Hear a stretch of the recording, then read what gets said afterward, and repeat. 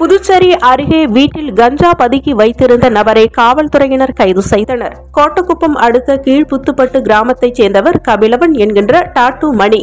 இவர் மீது கஞ்சா, அடிதடி உள்ளிட்ட 8 வழக்குகள் நிலுவையில் உள்ளது. இந்நிலையில் அவர் பக்கத்து ஊரைச் சேர்ந்த ஒரு பெண்ணை காதல் திருமணம் செய்து கொண்டு திருப்பூரில் வசித்து வந்தார். இந்நிலையில் பெண்ணின் தந்தை கொடுத்த புகாரின் பேரில் கபிலவன் மீது காவல்துறையினர் வழக்கு பதிவு செய்து அவரை தேடி வந்தனர். கடந்த 2 நாட்களுக்கு முன்பு தனது காதல் மனைவியுடன் கபிலவன் கீழ்புத்துப்பட்டு கிராமத்திற்கு வந்தார். அதை அறிந்த கோட்டக்குப்பம் காவல்துறையினர் அவரை விசாரிக்க வீட்டிற்கு சென்றனர். அப்பொழுது அவர் சுமார் 1 கிலோ கஞ்சா பதுக்கி வைத்திருந்தது கண்டுபிடிக்கப்பட்டது. அதை காவல்துறையினர் பறிமுதல் செய்து கபிலவனை காவல்துறையினர் கைது செய்தனர். புதுச்சேரி பழைய சாராய ஆலை அருகே கஞ்சா விற்பனையில் ஈடுபட்ட தமிழக வாலிபரை காவல்துறையினர் கைது செய்தனர். புதுச்சேரி கடற்கரை பழைய வடி சாராய ஆலை அருகே கஞ்சா விற்பனை நடைபெறுவதாக முத்தியால்பேட்டை காவல் நிலையத்திற்கு புகார் வந்தது. அதைத் தொடர்ந்து உதவி ஆய்வாளர் சிவபிரகாசம் தலைமையிலான காவல்துறையினர் அங்கு விரைந்து சென்று கஞ்சா விற்ற வாலிபரை மடக்கி பிடித்து காவல் நிலையம் அழைத்து வந்தனர். அவரிடம் விசாரணை மேற்கொண்டதில் விழுப்புரம் மாவட்டம் திண்டிவனம் ஓமந்தூரைச் சேர்ந்த சரத்குமார் என்பது தெரிய வந்தது. அவரை கைது செய்த காவல்துறையினர் நீதிமன்றத்தில் ஆஜர்படுத்தி காலாப்பட்டு மத்திய சிறையில் அடைத்தனர். வெளிநாட்டு செல்போன் எண்களில் இருந்து வரும் அழைப்புகளுக்கு பதிலளிக்க வேண்டாம் என சைபர் கிரைம் காவல்துறையினர் எச்சரிக்கை விடுத்துள்ளனர். புதுச்சேரி சைபர் கிரைம் காவல்துறையினர் வெளியிட்டுள்ள செய்திக்குறிப்பில், நாட்டில் மோசடி அழைப்புகளின் அச்சுறுத்தலை தடுக்க அரசு முனைப்புடன் செயல்பட்டு வருவதாகவும், அண்மையில் சமீபத்தில் சக்சு என்ற இணையதளத்தை அறிமுகப்படுத்தியது. கடந்த 30 நாட்களுக்குள் பெறப்பட்ட மோசடி அழைப்புகள், SMS செய்திகள் மற்றும் வாட்ஸ்அப் செய்திகள் குறித்து மக்கள் இந்த இணையதளத்தில் புகார் செய்யலாம். வெளிநாட்டு எண்களில் இருந்து வரும் வாட்ஸ்அப் கால்களை எடுக்கும்போது அவற்றின் மூலம் மோசடியாளர்கள் மக்களை தங்களது சதிக்குள் சிக்க வைத்து மிரட்டி பணம் பிடுங்கும் பல்வேறு மோசடிகளை மேற்கொள்வதாக தெரிவித்துள்ளனர்.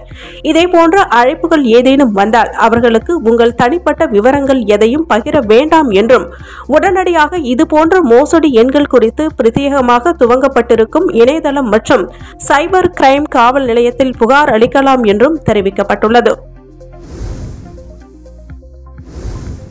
இணையதளம் வாயிலாக 5 பேரிடம் ரூபாய் 1,50,000 மோசடி செய்த நபர்களை சைபர் கிரைம் காவல்துறையினர் தேடி வருகின்றனர். புதுச்சேரியை சேர்ந்தவர் தேவஸ்ரீ. இவரது டெலிகிராம் செயலி வாயிலாக தொடர்பு கொண்ட மர்ம நபர் ஆன்லைன் வர்த்தகத்தில் முதலீடு செய்து வீட்டில் இருந்தபடி அதிக லாபம் சம்பாதிக்கலாம் என கூறியுள்ளார். இதனை உண்மை என நம்பிய அவர் ரூபாய் 1,39,000 முதலீடு செய்ததாக கூறப்படுகிறது. அதன்பின் தேவஸ்ரீ அந்த எண்ணை தொடர்பு கொள்ள முடியவில்லை. இதனால் தான் மோசடி செய்யப்பட்டதை அறிந்த அவர் அதிர்ச்சியடைந்தார்.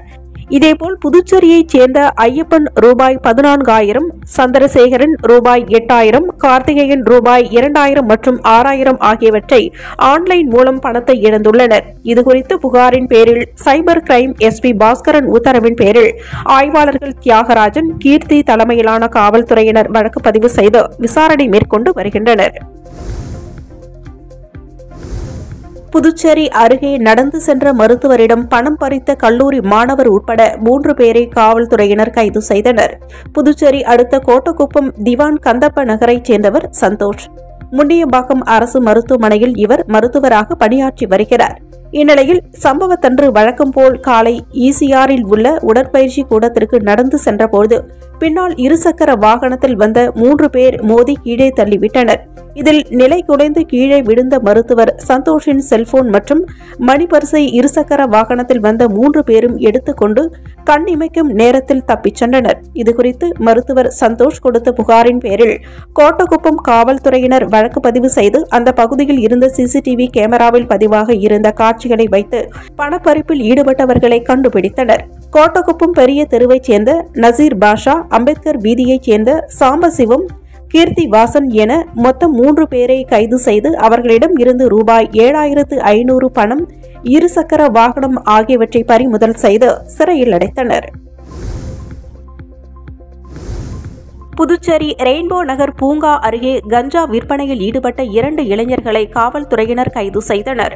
புதுச்சேரி ரெயின்போ நகர் பூங்கா அருகே கஞ்சா விற்பனை நடைபெறுவதாக பெரியகடை காவல் நிலையத்திற்கு புகார் வந்தது. இப்புகாரின் பேரில் உதவி ஆய்வாளர் முருகன் தலைமையிலான காவல்துறையினர் சம்பவ இடத்திற்கு விரைந்து சென்று கண்காணிப்பு பணியில் ஈடுபட்டிருந்தனர். அப்பொழுது சந்தேகப்படும்படி நின்று கொண்டிருந்த 2 இளைஞர்களை மடக்கி பிடித்து சோதனை செய்ததில் அவர்கள் கஞ்சா பொட்டலங்களை மறைத்து வைத்திருந்தது தெரிய வந்தது. அதைத் தொடர்ந்து இருவரையும் காவல் நிலையம் அழைத்துச் சென்று விசாரணை மேற்கொண்டதில் சாரம் வேல நகரைச் சேர்ந்த ராமச்சந்திரன், பால நகரைச் சேர்ந்த செல்வகுமார் என்பதும் அப்பகுதியில் மாணவர்கள் மற்றும் இளைஞர்களிடம் கஞ்சா விற்பனை செய்தது தெரிய வந்தது. இதனையடுத்து இருவர் மீதும் வழக்கு பதிவு செய்த காவல்துறையினர் நீதிமன்றத்தில் ஆஜர்படுத்தி காலப்பட்டு மத்திய சிறையில் அடைத்தனர். நெட்டப்பாக்கம் அருகே உள்ள ஏரிப்பாக்கம் 4 முனை சந்திப்பில் உள்ள ஏடிஎம் இயந்திரத்தை சேதப்படுத்திய நபரை காவல்துறையினர் தேடி வருகின்றனர். சூரமங்கலம் திருமண மண்டப வீதியைச் சேர்ந்தவர் சிவபாலன். இவர் கரியமாணிக்கம் பகுதியில் இயங்கி வரும் ஹிட்டாச்சி ஏடிஎம் மையத்திற்குள் புகுந்து சாலையில் இருந்த கூர்மையான கல்லை கொண்டு இயந்திரத்தின் டிஸ்பிளே மற்றும் கீபேட் ஆகியவற்றை சேதப்படுத்தியுள்ளார். சத்தம் கேட்டு வீட்டின் உரிமையாளர் சுகுமார் வெளியே வந்து பார்த்தபோது சேதப்படுத்தி கொண்டிருந்ததை தட்டி கேட்டுள்ளார். ஆத்திரமடைந்த சிவபாலன் தகாத வார்த்தைகளால் சுகுமாரை திட்டியதோடு அவரை தாக்க முயற்சி செய்துள்ளார். உடனே சுகுமார் சத்தம் போடவே அக்கம் பக்கத்தினர் வந்துள்ளனர். இதனால் சிவபாலன் அங்கிருந்து தப்பியோடிவிட்டார். பின்னர் சுகுமார் நெட்டப்பாக்கம் காவல் நிலையத்தில் புகார் அளித்துள்ளார். புகாரின் பேரில் நெட்டப்பாக்கம் உதவி ஆய்வாளர் வீரபத்திரன் வழக்கு பதிவு செய்து தலைமறைவாக உள்ள சிவபாலனை தேடி வருகின்றனர். பணம் எதுவும் களவு போகாததால் காவல்துறையினர் நிம்மதி அடைந்தனர். இவர் மீது ஏற்கனவே ஏடிஎம் இயந்திரத்தை சேதப்படுத்திய வழக்கு நிலுவையில் உள்ளதாகவும் அவர் சற்று மனநிலை பாதிக்கப்பட்டவராக இருக்கலாம் என்று கூறுகின்றனர். தற்போது 2வது முறையாக மீண்டும் ஏடிஎம் இயந்திரத்தை சேதப்படுத்திய சம்பவம் அப்பகுதியில் பெரும் பரபரப்பை ஏற்படுத்தியுள்ளது. புதுச்சேரி மாநில எல்லையில் திருக்கனூர் காவல்துறை ஆய்வாளர் ராஜ்குமார், உதவி ஆய்வாளர் பிரியா தலைமையிலான காவல்துறையினர் தீவிர கண்காணிப்பு பணியில் ஈடுபட்டிருந்தபோது மண்ணாடிப்பட்டு பகுதியில் 180 சாராய பாக்கெட்டுகளை கடத்திச் சென்ற நபரை கைது செய்து அவரிடம் இருந்த 32,000 மதிப்புள்ள சாராய பாக்கெட்டுகளையும் பறிமுதல் செய்து கலால் துறையிடம் ஒப்படைத்தனர். உங்கள் சக்தி சேனலின் புதுவையின் அன்றாட நிகழ்வுகளை உடனுக்குடன் தெரிந்து கொள்ள சக்தி சேனல் புதுச்சேரி யூடியூப் சேனலை சப்ஸ்கிரைப் செய்து கொள்ளுங்கள். மறக்காமல் பெல் பட்டனையும் கிளிக் பண்ணுங்க. ஷேர் பண்ணுங்க, லைக் பண்ணுங்க. உங்கள் சக்தி சேனல்.